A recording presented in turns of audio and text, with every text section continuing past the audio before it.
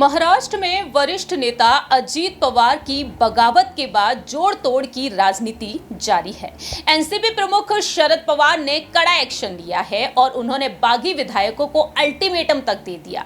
उनका कहना साफ तौर पर रहा है कि 5 जुलाई को बागी विधायकों को वापस एनसीपी में लौटने के लिए उन्होंने चुनौती दी है। अगर ऐसा नहीं होता है तो सख्त से सख्त कार्रवाई की जाएगी। और इसी बीच देखा जाए तो अजीत पवार खेमे के 2 विधायक शरद पवार के पास वापसी कर चुके हैं।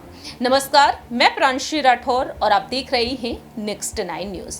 दरअसल आपको बता दें कि बीते रविवार को 2 जुलाई के दिन अजीत पवार 40 समर्थकों के साथ शिंदे सरकार में शामिल हो गए। उनके 8 मंत्रियों ने भी शपथ ग्रहण की। उप मुख्यमंत्री बनाए गए अजीत पवार। जहां एक तरफ अजीत पवार ने यह दावा किया कि एनसीपी के तमाम दिग्गज नेताओं की लिस्ट तैयार कर ली गई है और जो अब एनडीए में शामिल होने जा रहे हैं। लेकिन इसी बीच देखा जाए तो महाराष्ट्र की सियासत में चाणक्य कहे जाने वाले शरद पवार भी कम नहीं पड़े हैं। शरद पवार ने एक कड़ा एक्शन लिया। शरद पवार ने एक चुनौती दी और उस चुनौती के बाद देखने को मिला है कि इनमें से 2 बागी विधायक उनके पास वापस लौट चुके हैं।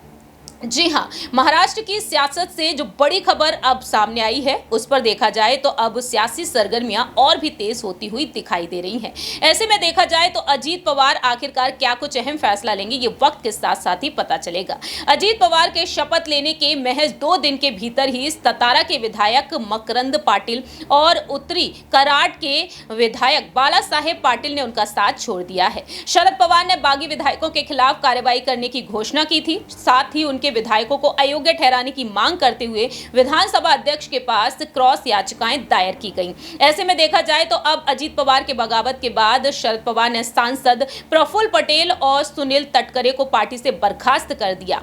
और अब देखा जाए तो यहां पर अजीत पवार खेमे के 2 विधायक उनके पास वापसी कर चुके हैं। वाकई में देखा जाए तो शरद पवार की जीत कहीं ना कहीं अभी से यहां पर तय मानी जा रही है, क्योंकि यहां पर 5 जुलाई तक का अल्टीमेटम दिया गया है। अब देखते हैं कि 5 जुलाई तक क्या एनसीपी में ये बागी विधायक वापस लौटते हुए नजर आएंगे या फिर नहीं, ये वक्त के साथ साथ ही पता चलेगा। क्योंकि देखा जाए ये मामला पूरा का पूरा शिवसेना जैसा होता हुआ दिखाई दे रहा है। शिवसेना 2 गुटों में बंट गई बीते साल और एनसीपी भी यहां पर देखा जाए तो बिखरती हुई नजर आ रही है। अब देखना दिलचस्प होगा कि आखिरकार शरद पवार इन बागी विधायकों को कैसे अपने खेमे में वापस बुलाते हैं। इस खास रिपोर्ट में इतना ही। बाकी की तमाम अपडेट्स के लिए देखते रहिए नेक्स्ट 9 न्यूज।